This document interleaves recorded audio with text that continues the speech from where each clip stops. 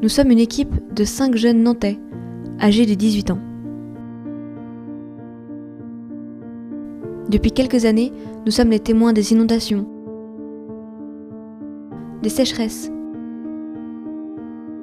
de la submersion du littoral, de la détresse des agriculteurs de notre région. Une multitude de questions bouillonnaient en nous, avec un besoin urgent d'optimisme. Il nous fallait récolter des graines d'espoir pour un nouvel élan de courage. Alors on a fait nos sacs, on y a glissé un micro et une caméra. De quoi recueillir des témoignages de ceux qui se battent pour que la terre soit belle et porte du fruit. Pour que l'on puisse comprendre comment mieux produire et mieux consommer. Pendant un mois, nous avons parcouru la France, l'Espagne et le Maroc, en train et en bateau, pour nous former à l'agroécologie et échanger avec nos hôtes. On vous embarque donc dans cette épopée en 4 volets, à la recherche d'un savoir-faire et d'un nouveau regard d'espérance.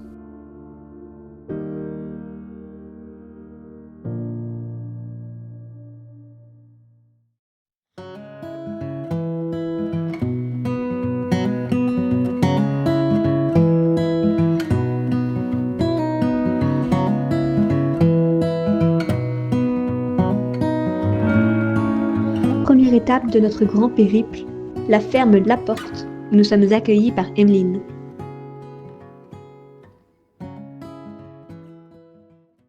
Bonjour, je m'appelle Emeline, j'ai bientôt 38 ans, j'habite à Sigalins et je suis maraîchère biologique. Avant d'être maraîchère, j'ai travaillé dans des associations de protection de la nature pendant 7 ans et au bout d'un moment, j'ai eu envie de travailler sur le terrain, remettre les mains dans la terre.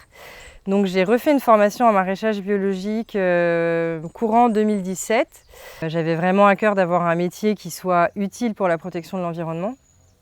Et c'est vrai que en tant qu'humain, on mange 2 à 3 fois par jour et je me suis dit il y a vraiment quelque chose à faire sur l'alimentation, sur la façon dont on produit les légumes qu'on mange pour préserver l'environnement et aussi favoriser la santé des gens.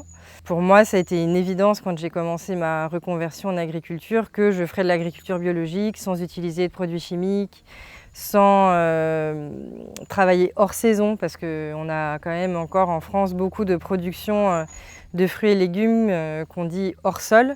Ils vont être cultivés sous lumière artificielle, ils vont être chauffés en hiver pour avoir des tomates en hiver. Et pour moi, c'était juste inconcevable de produire de cette manière.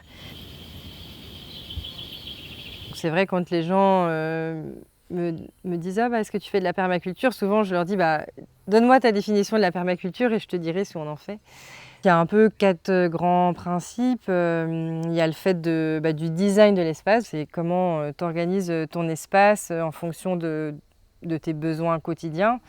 Par exemple, les serres, elles sont le plus proches de la ferme et de la boutique parce que c'est là où on va le plus souvent. Après, il y a cette réflexion aussi sur la circularité des choses qu'on va utiliser sur la ferme. C'est vrai que l'idéal, ce serait d'avoir nos animaux pour avoir le fumier, pour directement avoir l'engrais pour les plantes. Nous, on n'avait pas la place sur la ferme d'avoir les animaux pour avoir une quantité suffisante de fumier à l'échelle de ce qu'on utilise sur l'année. Donc là, on est obligé d'acheter des choses de l'extérieur.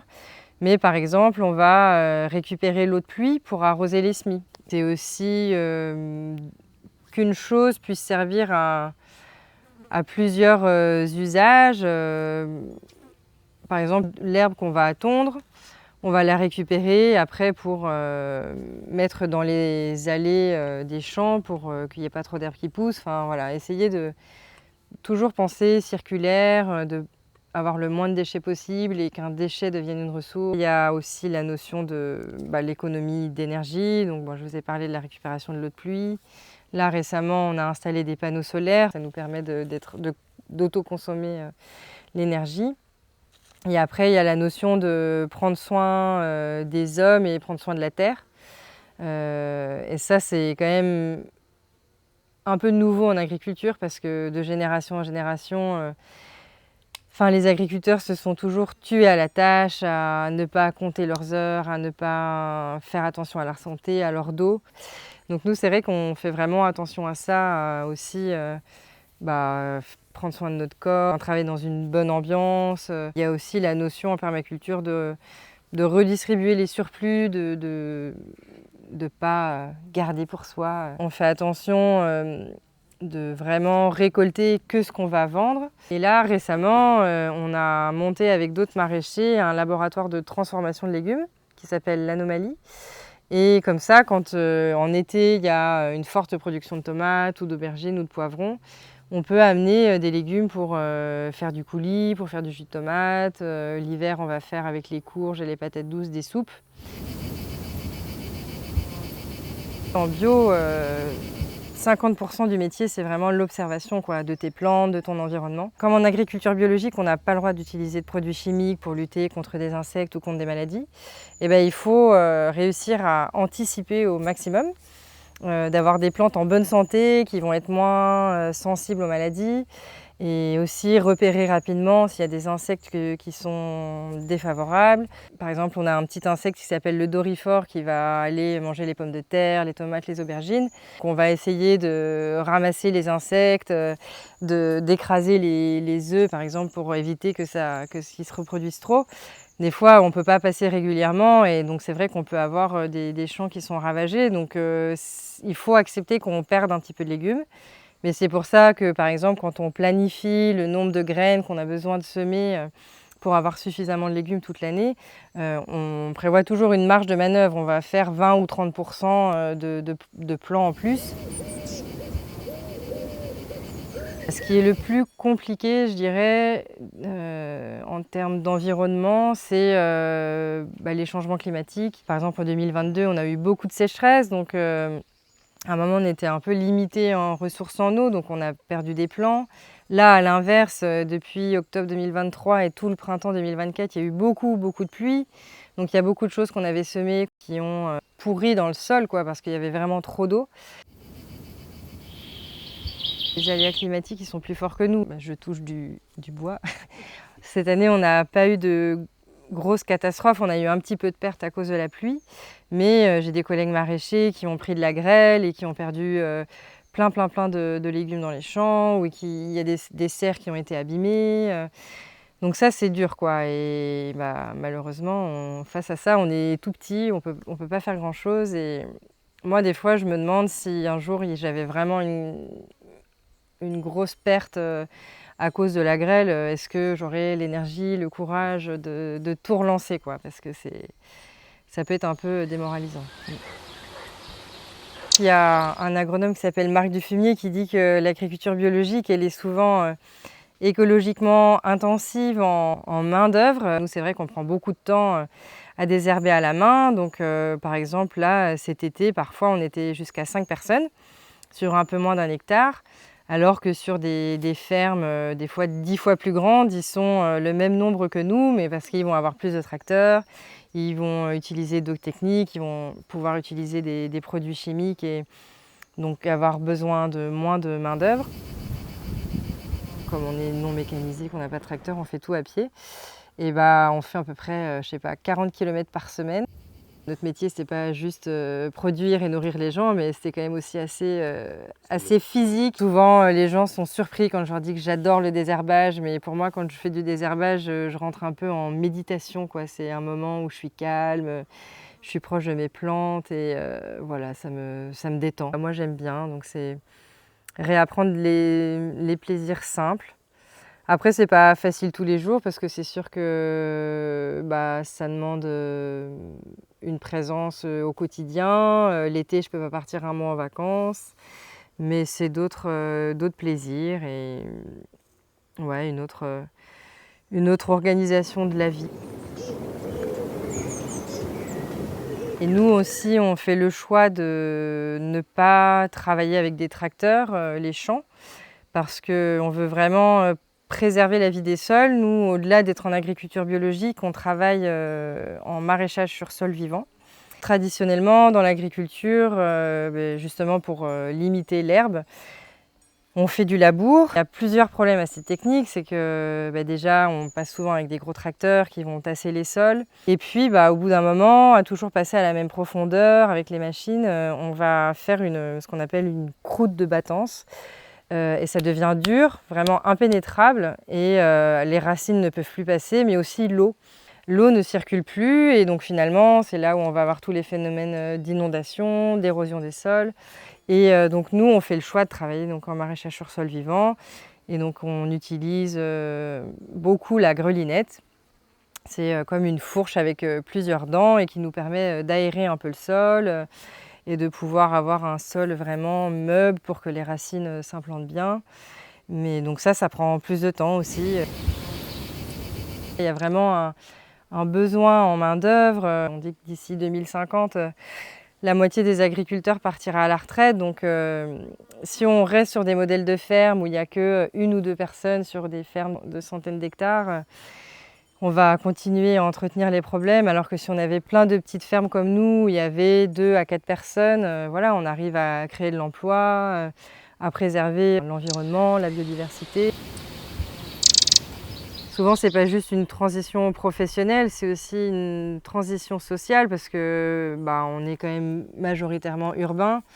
Moi, même si je venais de la campagne, j'avais aimé ces années en ville, à pouvoir aller au théâtre, au cinéma, en concert. Et quand on arrive dans des campagnes un peu plus isolées, où on ne peut pas forcément aller chercher son pain à pied, il n'y a pas des concerts tous les soirs, ou si on veut aller boire un verre après le boulot, il faut faire 20 km. Des fois, c'est pas évident. La vie à la campagne, ça a des côtés très chouettes, mais on peut être aussi vite isolé. Donc voilà, il faut s'ouvrir, être curieux d'aller voir ses voisins, voir ses collègues agriculteurs, même s'ils ne sont pas en bio, voilà, d'essayer de s'intégrer dans l'environnement. Les premiers endroits où j'ai fait des stages, c'était plutôt des fermes où ils étaient agriculteurs de génération en génération. Et donc ils se moquaient un peu en disant que les micro-fermes, ça marchait pas, c'était pas possible d'en vivre. Mais voilà, j'ai fait des stages, je me suis formée pour vraiment aller dans des entreprises où ça marchait, où le modèle marchait. Et pour montrer à toutes ces personnes qui s'étaient un petit peu moquées que non, c'était vrai. Et on est quand même plusieurs agriculteurs à être comme ça et à essayer justement de communiquer, de sensibiliser le grand public et aussi d'autres agriculteurs au fait que c'est possible. Après, ça demande en effet de changer de pratique, une autre organisation. Pour que ce système marche aussi, c'est de réussir à avoir des prix rémunérateurs de la production. Donc nous, c'est pourquoi on a fait le choix de la vente directe, pour ne pas passer par des intermédiaires qui font que finalement, plus tu rajoutes des intermédiaires, moins tu vas gagner de l'argent de ta production. Quand on achète un concombre, en effet, on voit que le prix du produit, mais on ne se rend pas compte qu'un concombre qui a reçu plein de produits chimiques, ça va polluer l'eau. Donc ensuite, il faut payer la dépollution de l'eau. Un concombre qui a été cultivé par des personnes dans des mauvaises conditions sociales, avec des bas salaires, voilà, c'est contribuer à entretenir un mal-être aussi social, et voilà, c'est tout ça qu'on essaye d'expliquer aux gens. Et donc nous, on fournit une AMAP, c'est Association pour le maintien de l'agriculture paysanne. Donc ce sont des consommateurs qui s'abonnent pendant 1 an et qui s'engagent à prendre un panier chaque semaine. Et l'autre point de vente qu'on a aussi en direct client, c'est directement sur la ferme le jeudi soir. On invite d'autres producteurs locaux aussi. On essaye vraiment d'avoir un petit lieu de vente avec tous les producteurs locaux. Et c'est un lieu convivial où vraiment le consommateur, tous les produits qu'il va acheter viennent d'un rayon de 10 à maximum 20 km. Moi, je sais que j'aurais du mal à envoyer mes légumes sans trop savoir qui va les manger. Quand on a des petits coups de mou, des coups de blues, le fait d'avoir les clients qui nous remontent le moral, qui nous soutiennent, c'est une vraie force, quoi. Nous, les légumes qu'on vend aux gens, on les récolte le matin pour les vendre le soir. Et donc ils sont frais, ils ne passent pas 1 semaine en chambre froide, ils ne passent pas 1 semaine dans des camions réfrigérés à faire je ne sais pas combien de milliers de kilomètres. C'est vrai qu'on a la chance, nous, en région Nouvelle-Aquitaine et même sur le département de la Gironde, où il y a un choix politique de soutenir l'agriculture biologique et les jeunes agriculteurs. On va être mieux aidé si on est en agriculture biologique. Et même parfois, il y a certaines aides financières, si on n'est pas en agriculture biologique, on n'y a pas accès. Donc c'est un levier pour inciter quand même les agriculteurs à se mettre vers le bio. Et puis ça récompense aussi les paysans qui font ce choix et ces efforts d'être en agriculture biologique. On a de plus en plus maintenant d'aides venant de l'Europe pour les agriculteurs biologiques. Par exemple, il y a les aides à la conversion à l'agriculture biologique. Et il y a les aides au maintien à l'agriculture biologique. C'est des choix politiques et d'un jour à l'autre, en fonction de changement de gouvernement, il pourra avoir un vrai basculement vers des techniques pas du tout vertueuses. Donc, citoyen, il y a le pouvoir de la fourchette, de choisir ce qu'on achète, mais aussi vraiment le pouvoir politique de soutenir des élus qui veulent soutenir notre modèle, quoi.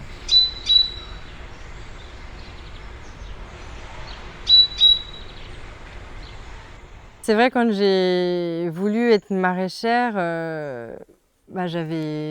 même depuis que je suis engagée dans l'environnement, que ce soit par mon travail, cette envie pas de sauver le monde, c'est prétentieux, mais quand même d'agir assez globalement. Et au fur et à mesure de mes expériences professionnelles et de mon arrivée dans le maraîchage, je me suis rendu compte que ce qui était important, c'est d'essayer déjà d'agir à l'échelle locale. Et 1m54, 38 ans, j'ai pas les épaules pour vouloir sauver le monde, ni même la Gironde ou la Nouvelle-Aquitaine. Le fait d'accueillir des gens, de les former, on voit qu'au bout de 2-3 ans, ils deviennent maraîchers, ils s'installent. Et donc, je me sens utile pour ça, quoi. Depuis que je suis arrivée en Sud-Gironde, depuis 4 ans, j'ai vraiment l'impression d'apporter ma petite pierre à l'édifice pour faire bouger les choses en local. Après, des fois, j'aimerais faire plus, donc j'essaye de participer à des podcasts, des enregistrements pour qu'il y ait un petit peu plus de résonance. Là, récemment, j'ai témoigné pour un livre qui s'appelle « Les gardiennes de la nature », où il a interviewé plein de femmes qui font des métiers en rapport avec la protection de la nature. Donc moi, je suis là pour parler de l'agriculture. Voilà, c'est des petites choses comme ça, des petites gouttes, mais petit à petit, ce livre, il est vendu un peu partout en France. Donc je me dis que ça va permettre de faire connaître un peu plus le métier de maraîchère, comment les femmes aussi peuvent avoir leur place dans le monde agricole. Je suis contente de voir qu'il y a encore un attrait pour l'agriculture et surtout pour l'agriculture biologique. D'année en année aussi, on gagne pas mal de clients à la boutique le jeudi. À la MAP à Bègles, on a des personnes sur liste d'attente, donc c'est rassurant de voir qu'il y a des gens qui veulent encore consommer bio, qui veulent encore soutenir les paysans et une certaine façon de travailler. Pour moi, c'est quand même une belle satisfaction, quoi, de me dire que je permets de nourrir des générations de clients et de pouvoir contribuer à la bonne alimentation des gens autour de moi. C'est vrai que dans notre secteur, là, en Sud-Gironde, on a quand même un élan assez engagé et motivant. Après, pour ne pas avoir qu'une vision bisounours du Sud-Gironde, on a aussi des choses un peu moins sympas qui se passent. Je dis que rien n'est jamais acquis, il faut vraiment toujours être actif, engagé, attentif à ce qui se passe pour ne pas se dire tout va bien dans le meilleur des mondes, j'ai plein de clients, j'ai plein de biodiversité dans mon champ. Il faut aussi se rendre compte qu'il y a encore du travail à faire, de la pédagogie. Détermination éclairée.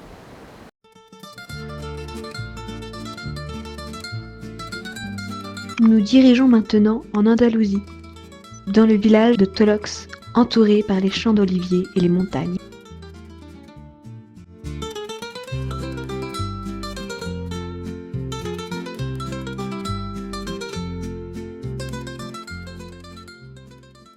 Okay, perfect. So my name is Jenny. We're based here in Tolox, and we are in the middle of creating our dream of creating a space where people can enjoy and get in touch with nature.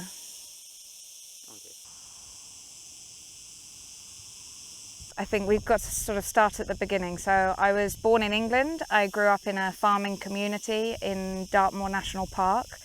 So being outdoors and being in contact with nature was a really big part of my younger life. And then growing up, I had an amazing opportunity to travel, and we did van life for 2.5 years, traveling all over Europe, and just fell in love with Spain. I found my people, I found my culture, and I love the lifestyle here. We have 60,000 square meters of olives.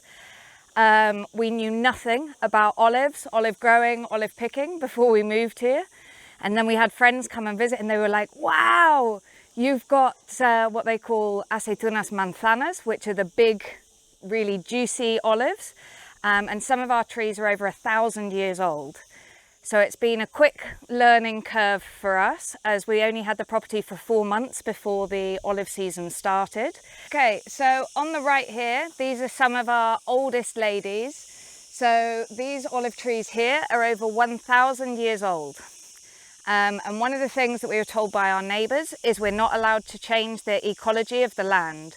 So it's not good for us to water these or really do anything at all, because they've been here so long that they're completely at one with the environment here, which is very dry. Now, those are the most important parts for us to make sure that we cut back, especially at this time of year. Our neighbour was just doing his this morning, so I woke up and said, right, it's time.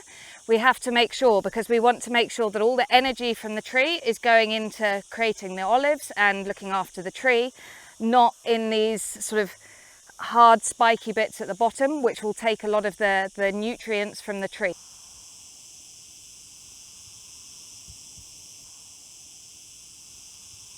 Yeah, so you've got the machines, which number one damage the soil, but they also damage the cellular structure of the olive trees.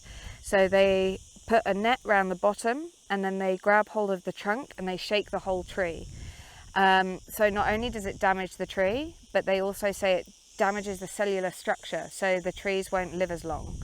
So for commercial farming, they don't mind so much because they want the younger trees.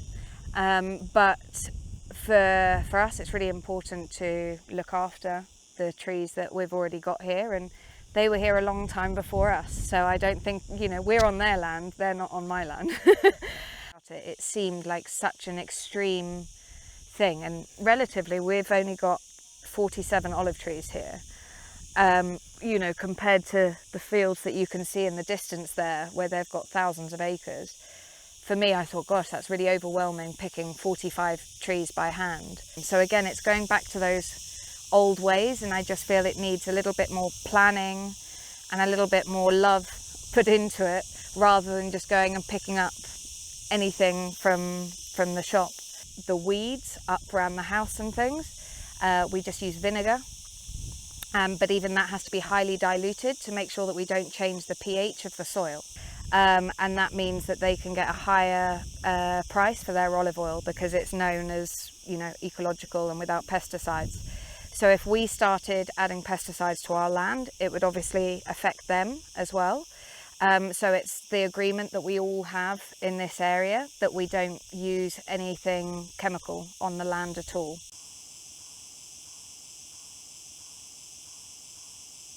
So last year we had lots of parties up here, invited all of our friends for paella, and they got to sit around and pick olives with us all day. So I think last year we got 180 kilos of olives collected. And the way we do that is we have these special buckets that we hang around our necks like so. And that means that you can just stand like this and pull off all the olives into this. And then at the mill where they make the olive oil, you hire a big crate. And so every day when we've finished our olive picking, we go and pour them in. And when the crate is full, then they run it through the mill. It's very, very fluid and the colour of gold. So that's a good pure olive oil. And you can really taste the difference compared to what you buy in the supermarkets with additives and thinners, where they try and bulk up the olive oil, but they still keep the price high. So there you go. In terms of everyone doing small, sustainable living, I think that's really challenging for people. And also we will then have problems with land resources because everybody will want to be in fertile areas. But like we've shown here with the olive trees, different environments take to different foods. And even within a small area, you can have that versatility in terms of soil and nutrients and things.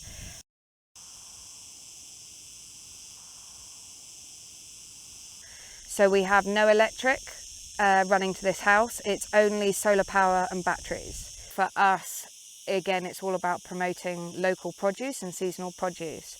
So for us, we think it's a really special thing for people to be able to come and sit under the olive trees and taste and eat the olive oil and the produce from the local area. I would love the whole world to eat more seasonally and more locally. But maybe I just cut it out because it's my dream. You know, if you don't understand what we're doing, then okay, no problem, you go and live your life. For us, it brings us so much joy.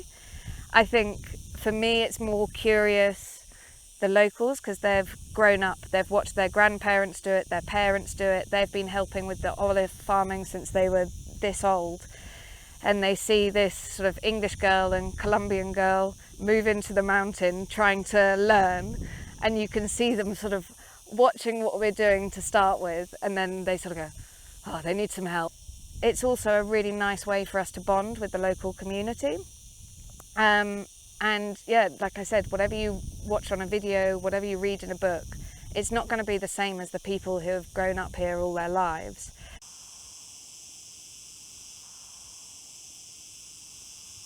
I think nature has so much to offer people, and I think especially in the modern world where technology is so prevalent, I think it's so important to facilitate and introduce people back to nature, and to try and combat some of the sort of pandemic of mental health issues that we have. And for me, I really believe that a lot of that stems with a disconnection from the earth and living a more simple life.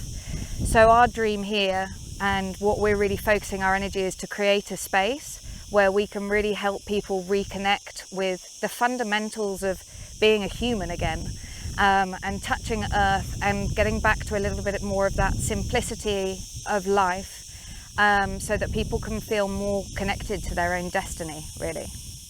Okay. Which really made me worry for humankind, because on the news they were showing the videos of the dolphins in Venice and the deers walking down the street, and it was amazing in such a short amount of time that nature just came back. It took what was it, and then COVID finished, and then suddenly went, oh well, like back to what we were doing before. And I was like, but we've seen the impact that treading more comfortably on the earth, how quickly nature can come back.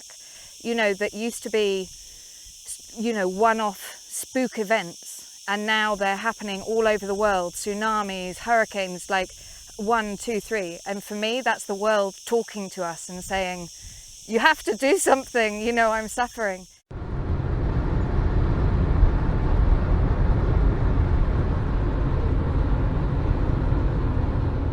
We get more extreme weather. So when it rains, you know, the sky just opens.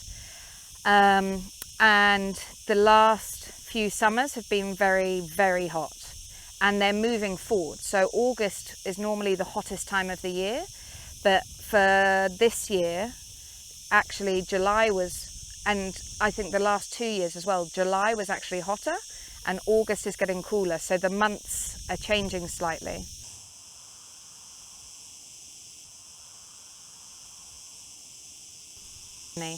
And everybody is searching for time. So for me, I think eating sustainably it can be much cheaper in terms of the economical value, but what it does cost you is time.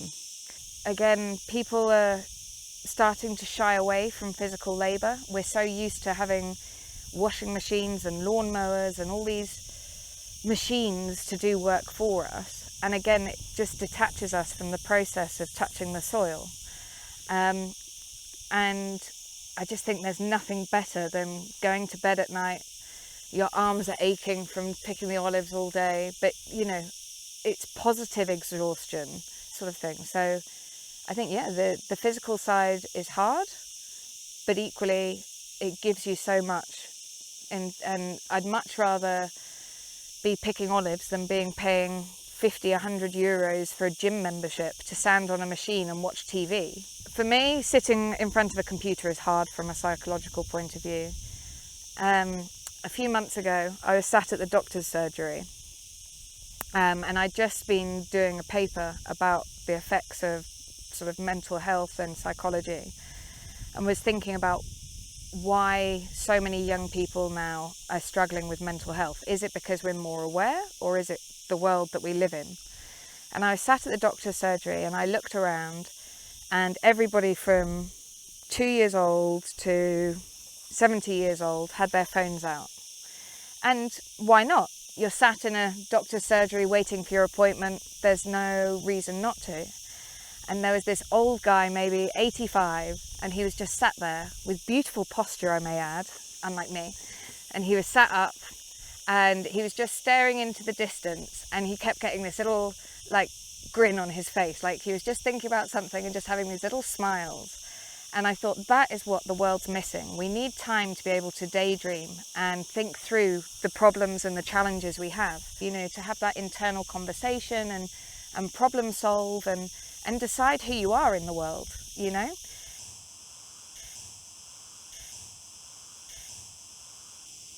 Don't try and force yourself to be something that you're not.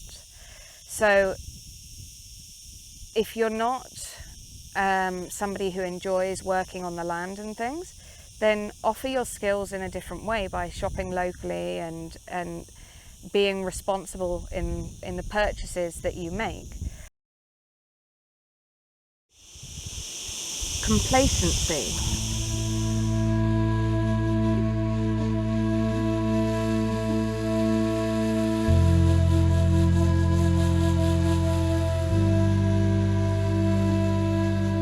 Il est temps pour nous de traverser le détroit de Gibraltar. Une centaine de kilomètres nous séparent de notre prochaine destination, le Maroc.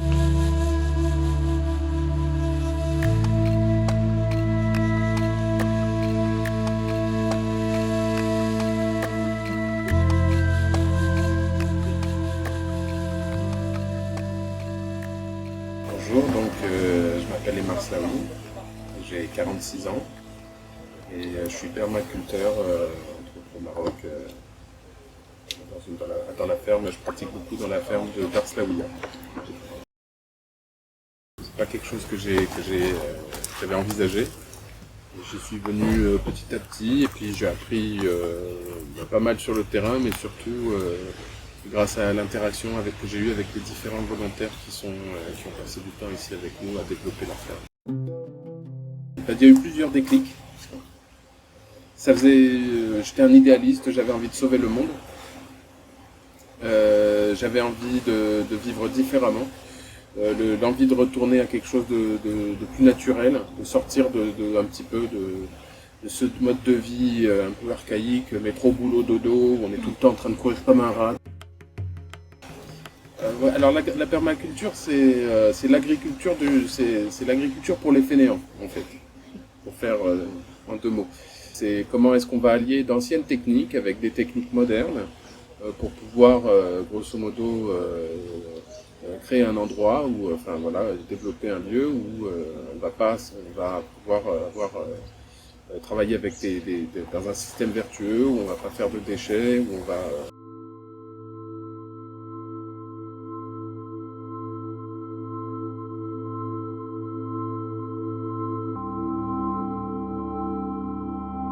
Il y a les vers de terre. On garde les vers de terre, on donne à manger, on donne l'eau, comme ça pour... Ça, c'est comme un compost, c'est les vers qu'ils ont fait ça. Ah oui. Nous, on a mis un peu de terre, et tu rajoutes chaque jour, tu rajoutes l'herbe, tu rajoutes les légumes, les fruits, comme ça. Et ça décompose. Les vers, ils mangent, ils laissent. Nous, on a tamisé ça.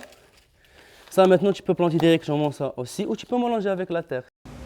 On va aussi travailler avec avec les poules, avec les animaux. Donc on va leur faire un travail ici de désherbage par exemple pour les chèvres, de binage et de nettoyage des lits pour les poules, et même pour faire du compost. Des fois on va leur amener de la matière organique et puis elles vont décomposer ça très vite et l'enrichir avec leur urée, leur manure. Et du coup ça va nous donner un très bon compost.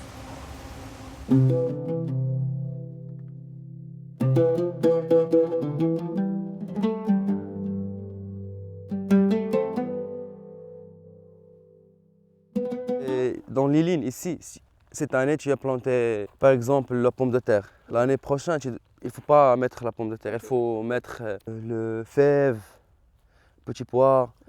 Ça, il faut toujours tourner. Parce que si tu mets pomme de terre dans cette terre, cette année elle va te donner. L'année prochaine elle va te donner un petit peu moins. Sinon, il faut travailler la terre, il faut mettre le compost, il faut mettre le vermicompost, les vitamines, ça.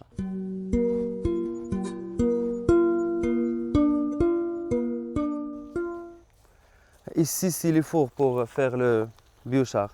Tu prends le bois, tu mets ici, tu remplis et tu fermes bien. Il faut pas... L'air, il ne faut pas rentrer ici. Tu fermes bien et tu allumes à côté, ici. Et tu fermes. Ici, c'est un système pour le biogaz, ça. Ça marche avec les déchets du humain ou des cochons. Tu remplis les deux réservoirs et tu laisses fermenter. Ça, c'est la mélasse. Quand tu mets le sucre avec le canne à sucre. Okay.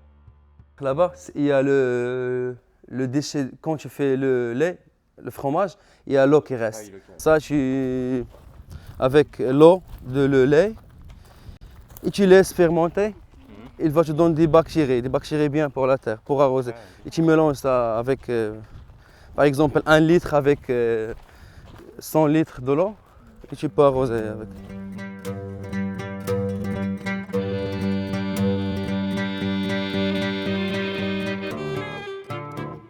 Ce qu'il faut vous dire ici, par exemple, c'est qu'il n'y avait rien au début, il n'y avait vraiment rien. C'était de la terre à perte de vue.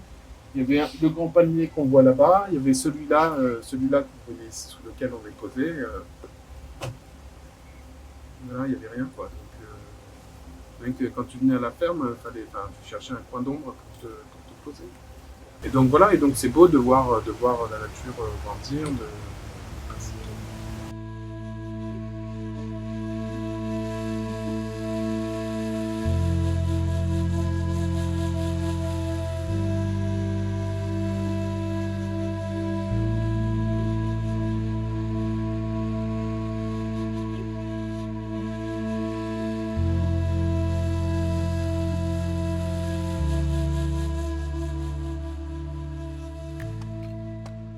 Et ça, c'est un puits, tu vois. Ça, c'était la meilleure puits de la ferme. Ça, il te donne l'eau toute l'année. Mais maintenant, il donne un petit peu de l'eau, ça, c'est pas beaucoup. S'il y a la pluie, s'il y a beaucoup de l'eau ce puits-là, tu peux voir l'eau ici, dans 1 mètre. Tu viens, tu prends l'eau comme ça. Mais maintenant, tu peux pas voir l'eau, il est haut, tu vois. Mais il n'y a pas de l'eau. Et le problème qui a fait ça, c'est les bassins, les grands bassins.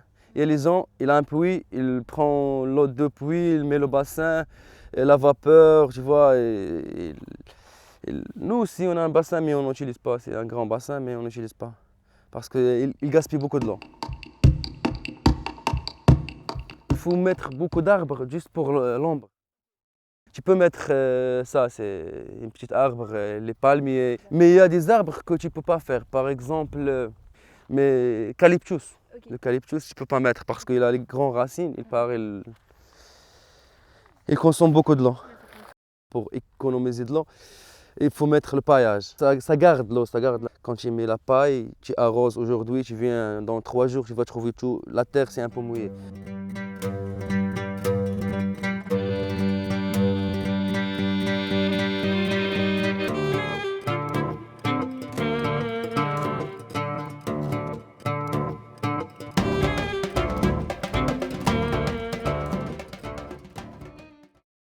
l'agroécologie, la permaculture, c'est quelque chose de génial parce que même avec un tout petit système, même en étant à l'intérieur, il y a des techniques qui sont plus modernes, comme par exemple les petits systèmes d'hydroponie ou d'aquaponie, d'aéroponie, des tours végétales, les murs végétaux, tout ça, moi je trouve que c'est des choses extraordinaires que tout le monde pourrait avoir chez soi. Maintenant, c'est ça principalement, et ça aussi, ça a été un de mes déclics, c'est de retourner, de se rapprocher de ce qu'on mange, de savoir d'où ça vient.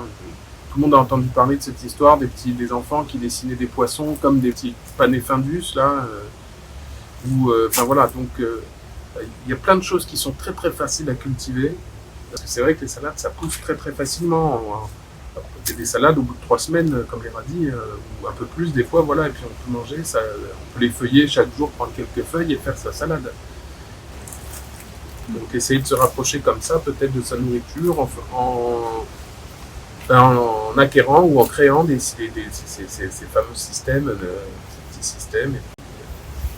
Moi j'adorerais, j'y pense tout le temps, c'est créer la cuisine du futur. Parce que c'est vrai que la cuisine, c'est un des lieux, enfin, c'est l'endroit où on pourrait rentrer et puis on n'aurait plus qu'à un endroit où justement la nourriture le compostage serait fait presque tout seul. On pourrait récupérer de ce compostage peut-être une certaine énergie qui pourrait aussi alimenter la maison. Les légumes pousseraient sur les murs ou dans les étagères de la cuisine. Bon, c'est un peu utopique. Mais bon, on a le droit de rêver, c'est gratuit.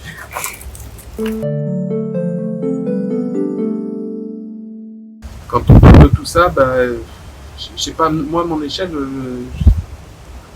je sais pas ce que je peux faire de plus.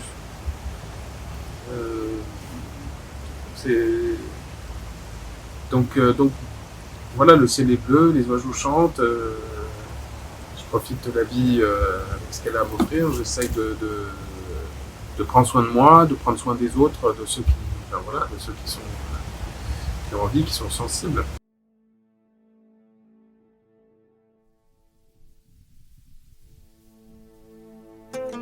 Amour.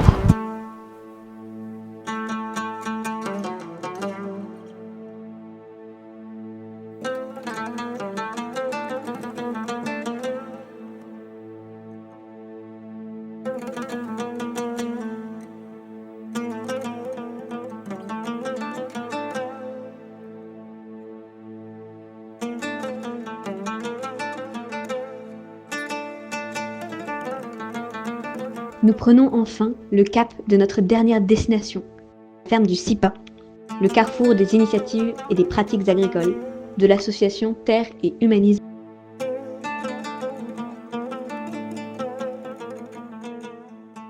Alors, moi je m'appelle Racha Jbali, je suis présidente de l'association Terre et Humanisme Maroc et j'habite dans une province qui s'appelle la province de Hamna, dans une ferme qui s'appelle le SIPA Piarabi. D'accord, moi ça fait maintenant une quinzaine d'années, je suis dans l'associatif, dans le monde associatif. J'ai commencé à travers plusieurs associations de différents thèmes, enfants des rues, lutte contre les maladies, lutte contre la pauvreté, etc. Et j'ai rencontré, c'est à la suite de rencontres qui m'ont indiqué un chemin à suivre. Et puis c'était surtout une espèce de, pas ras-le-bol, mais bon, la société de consommation, pour moi, j'étais arrivée au bout. On ne peut pas accumuler des richesses ou continuer à accumuler des biens matériels, les poser et que ça ne serve à rien, que ça ne serve qu'à moi ou qu'à mes proches. Il faut absolument partager. Et donc, suite à ces rencontres, j'ai adhéré à Terre et Humanisme Maroc.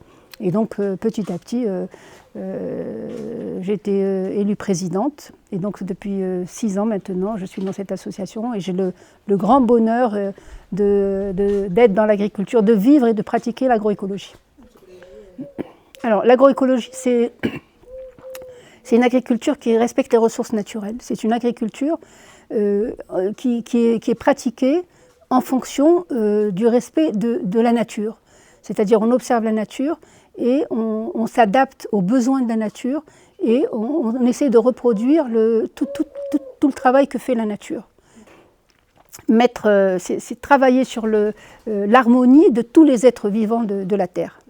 L'agroécologie, la permaculture, le bio, on est tous alliés vers un même objectif, c'est-à-dire respecter la nature et faire en sorte de perpétuer toute la beauté de la nature et tout ce que nous a apporté de la nature.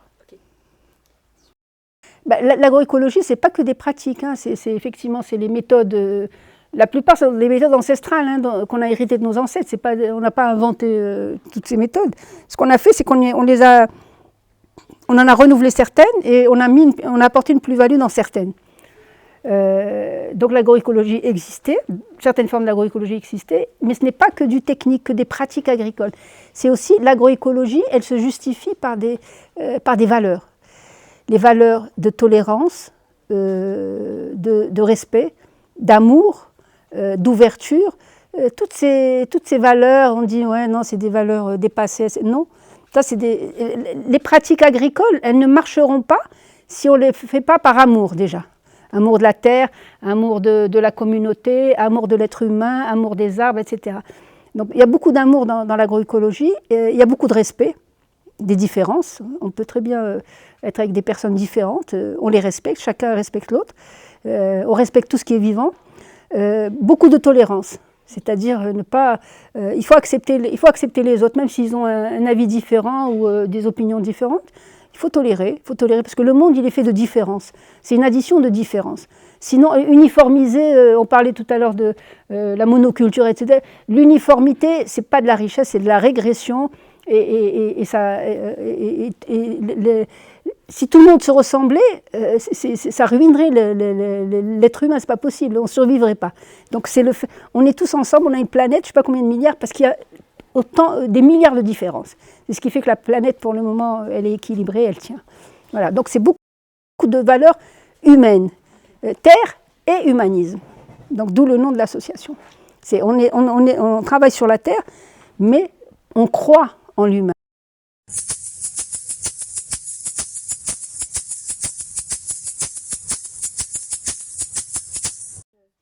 Actuellement, le principal problème, c'est la sécheresse. Hein. C'est les effets du changement climatique. On est parmi les premiers pays qui subissons les effets négatifs du changement climatique, donc d'où cette extrême sécheresse. Les puits qui se sont épuisés, les oueds asséchés, etc. La sécheresse, après, c'est les conséquences en cascade. Moins de production, moins de choses à manger, importer plus. Donc ça touche vraiment tous les niveaux de la société marocaine, etc. On essaie de trouver des solutions. Il y a des solutions au niveau de l'État, comme construire des usines de dessalement, mettre en place les autoroutes de l'eau, c'est-à-dire transférer l'eau de régions où il a plu, un peu, c'est-à-dire du nord vers le sud par exemple, les économies d'eau, ça c'est au niveau de l'État. Mais à un autre niveau, c'est de former et de sensibiliser autant que possible tous les paysans, les petits paysans, à une meilleure gestion de l'eau, du peu d'eau qu'il y a. Par exemple, adapter les cultures, essayer de trouver les cultures qui ne consomment pas beaucoup d'eau, planter les arbres qui ne consomment pas beaucoup d'eau. C'est toute une démarche maintenant, c'est un combat pour que l'eau ne disparaisse pas, pour qu'avec l'eau qui est très rare, on puisse encore continuer à vivre. Pas comme avant, mais d'une façon différente. Quand il n'y a plus d'eau dans le puits, il faut trouver des idées pour continuer à vivre dans sa ferme. Ne pas lâcher sa ferme, ne pas aller fermer et puis aller vers un exode rural, mais continuer à vivre de la ferme d'une autre façon. Donc c'est une autre façon. Il faut s'adapter, il faut qu'on s'adapte, c'est difficile. Il faut qu'on s'adapte et qu'on trouve des solutions. On les forme, c'est vrai, et je pense que ça marche, parce que personne ne veut abandonner sa terre. Chacun veut rester sur sa terre en vivant différemment, en gérant différemment. Dans l'association, la plupart, c'est des bénévoles. Hein. On fait beaucoup de bénévolat. Ça demande beaucoup de temps. Il faut vraiment être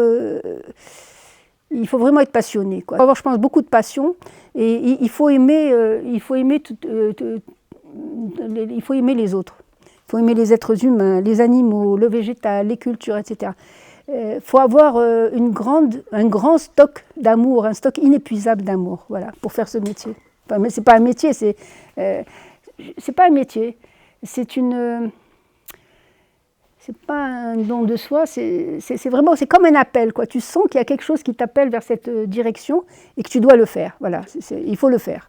Il faut le faire. Chacun doit faire sa part des choses. Au démarrage, quand on était pionnier, quand Terre Humanisme Maroc a été pionnière au Maroc, oui, Beaucoup nous disaient, oui, mais vous voulez nous ramener à la préhistoire de l'agriculture, travailler avec la main, passer du temps sur le terrain, c'est laborieux, c'est dur, alors qu'on peut utiliser un tracteur, on peut utiliser des engins technologiques, ces moqueries, etc. Bon, on a tenu bon et on voit aujourd'hui qu'on n'a pas à le regretter. On est fiers qu'aujourd'hui, l'agroécologie soit reconnue par beaucoup d'États, soit reconnue dans le monde entier comme étant une des solutions au problème des effets du réchauffement climatique. Donc on a des fonds, on bénéficie de fonds pour former, mais ce qu'on attend nous de notre État au Maroc, c'est tout ce soutien législatif, réglementaire et institutionnel. Voilà, c'est ce qui fera avancer la cause.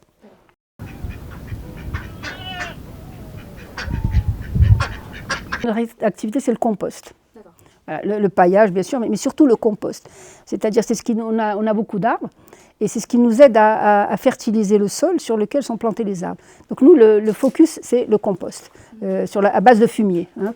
On ramène du fumier d'élevage, hein, de vaches, de moutons, et avec ce fumier, on produit nous-mêmes notre propre compost. Quand on en a en plus, on le revend. Il nous arrive de le revendre à des petites maisons qui demandent du compost. Comment est-ce que c'est organisé ? Bon, on a des panneaux solaires pour l'irrigation, pour faire fonctionner tout ce qui est pompe et tout ce qui est irrigation. C'est l'État qui nous a installé hein, tout l'équipement solaire.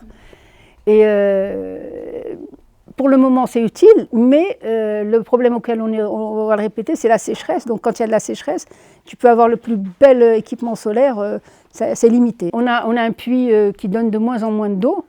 On ne la stocke pas parce qu'on a ce qu'on appelle des métfillas. C'est des réservoirs d'eau. Quand il pleuvait, on stockait l'eau de pluie dans ces réservoirs d'eau traditionnels, disons. C'est des réservoirs d'eau souterrains. Donc, on stockait l'eau. Aujourd'hui, comme il ne pleut plus, on n'utilise plus nos métfillas. Et le puits ayant un débit maintenant réduit, l'eau que l'on tire du puits, elle nous sert à irriguer. Donc, c'est devenu maintenant automatique. Le peu d'eau que l'on a dans le puits, on irrigue avec chaque jour. Déjà, il faut que l'État ou un mix privé-public lance des campagnes d'information, de sensibiliser. Un consommateur tout seul, même s'il est sensibilisé tout seul, il faut qu'il y ait un mouvement général pour que ça ait de l'impact. Donc déjà, il faut lancer des grandes campagnes de sensibilisation à une meilleure consommation, etc. Mais malheureusement, au Maroc, on voit les signes de la malbouffe, de la mauvaise alimentation, de l'obésité. Parce que le consommateur tout seul, il va faire de la résistance, il va changer son alimentation, mais il faut que l'ensemble du système d'alimentation, l'ensemble du système alimentaire et toute l'offre qu'on apporte aux consommateurs dans les marchés, toute cette offre soit adaptée aux nouveaux besoins qu'on a découverts, à ces besoins de manger sain, de manger pas peu, mais de mieux manger, d'avoir une alimentation saine, etc.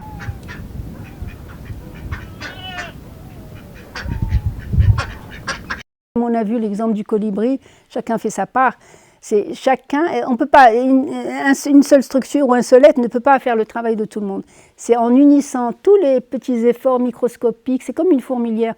Quand chacun fait une petite chose, ça s'additionne et ça représente un mouvement. Donc c'est du poids qui peut inverser les choses, qui peut inverser une tendance et qui peut faire avancer. Voilà.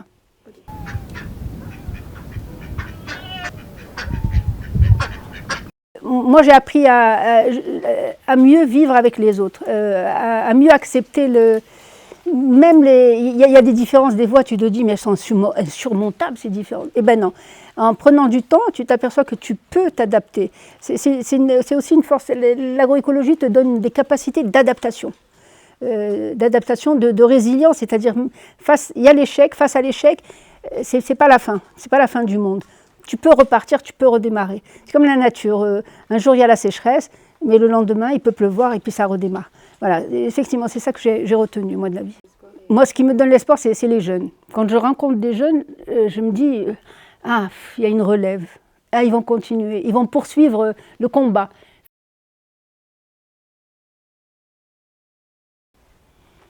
Voilà. Alors, je te fais don de la graine. Pour moi, c'est la graine de l'amour avec un grand A. L'amour sans condition, sans restriction, sans âge, sans couleur, sans religion, sans opinion. C'est l'amour essentiel. C'est le vrai amour avec un grand A. Okay. Voilà. Merci. Ce dernier volet s'achève au Douar, où nous restons 2 semaines à travailler dans la ferme, à rencontrer les habitants, mais surtout à apprendre de la grande détermination des employés du SIPA pour que la vie ne disparaisse pas du village. 2143 km nous attendent pour le retour. Nous avançons pas à pas, de gare en gare, de port en port, de graine en graine, de rencontre en rencontre. Nous méditons les enseignements que nous avons reçus pendant 1 mois. Nous réapprenons que la patience de la nature nous apprend la patience de l'humain. Nous savons maintenant que l'amour des hommes est le fondement du travail de la terre. Toutes ces graines déposées au creux de nos mains attendent d'être partagées à leur tour. Le consentement de Jenny, l'amour d'Emar et de Raja, la détermination éclairée d'Emeline. Nous vous les adressons aujourd'hui pour que vous soyez les témoins de cet élan d'espoir pour un rapport plus pacifié à la Terre.